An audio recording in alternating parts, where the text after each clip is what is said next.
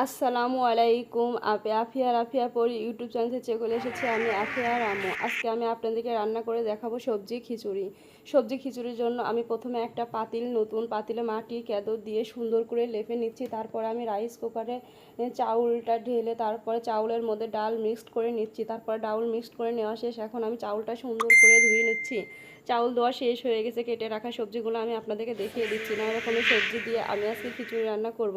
প্রথমে আমি পাতিলে চাউল দিয়ে সব কিছু হলুদের গুঁড়া, মরিচের গুঁড়া, ধনিয়ার গুঁড়া, তারপরে কেটে রাখা সবজি, কাঁচামরিচ, পেঁয়াজ সব কিছু এবং সাথে তেল দিয়ে আমি সুন্দর করে সবজি খিচুড়িটা হাত দিয়ে মাখিয়ে নিচ্ছি। দেখেন কি সুন্দর কালারটা, কত সুন্দর এবং টাটকা ফ্রেশ সবজি সবগুলো নিজেদের গাছের সবজি এবং ফ্রেশ। এই সবজিগুলো খিচুড়িতে রান্না করলে দেখবেন খিচুড়িটা একদম মলিন হয়ে যাবে, কোনো সবজি দেখা যাবে না এবং দেখতে যেমন সুন্দর ইনশাল্লাহ খাইতেও তেমনই সুন্দর হবে। তারপর মাখিয়ে রাখা সবজি খিচুড়িটা এখন আমি দেখেন জ্বলন্ত মাটির চুলায় দিয়ে দেবো। এটা আমি যেখানে রান্না করি আমার পিছনে রান্নাঘর, সেখানে। তারপরে আমি চুলার উপর পাতিলটা তারপরে দেখুন আমি পাতিলের মধ্যে খিচুড়িটা বসাই দিয়ে এবং জাল ধরাই দিয়েছি। তারপরে আমি খিচুড়িটা দেখব কি অবস্থায়, এই জন্য আমি সুন্দর করে ঢাকনাটা তুলে দেখে নিব খিচুড়ি কি অবস্থা, যাতে নিচে না লেগে ধরে।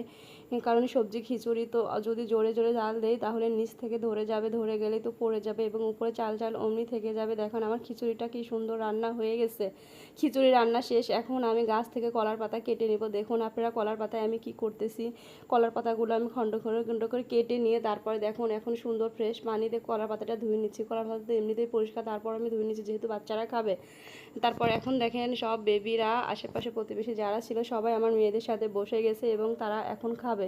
আমার বড় মেয়েটার জ্বর, শরীরটা ভালো না, মনটাও ভালো না। তারপর ওদের বলতেছে যে খাওয়াবে, তাই নাকি মনটাও ভালো হয়ে যাবে। এরা সবাই তার খেলার সাথে, বড় আপু কেউই তার ছোট না, শুধু আমার মেয়েই ওর ছোট।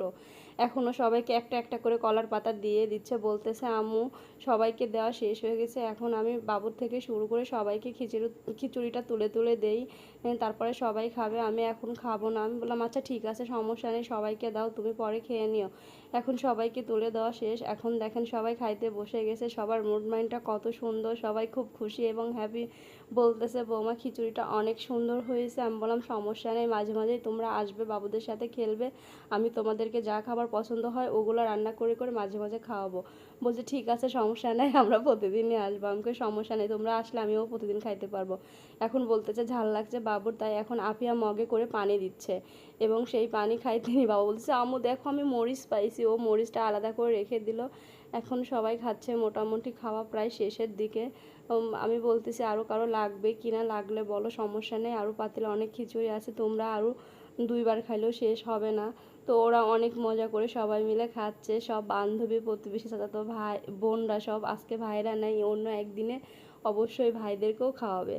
বলছে আজকে শুধু আপুরাই নাকি খাবে।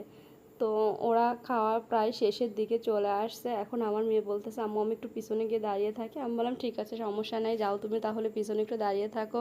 মনটা খারাপ করে পিছনে দাঁড়িয়ে আছে, কারণ ও হচ্ছে একা একা বসে খাবে না। বলতেছে আম্মু আমি তো প্রতিদিন একাই খাই হাত দিয়ে, আজকে তুমি আমাকে খাওয়াই দিবে। আল্লাহ হাফেজ, আজকের ভিডিও এখানেই শেষ, টাটা।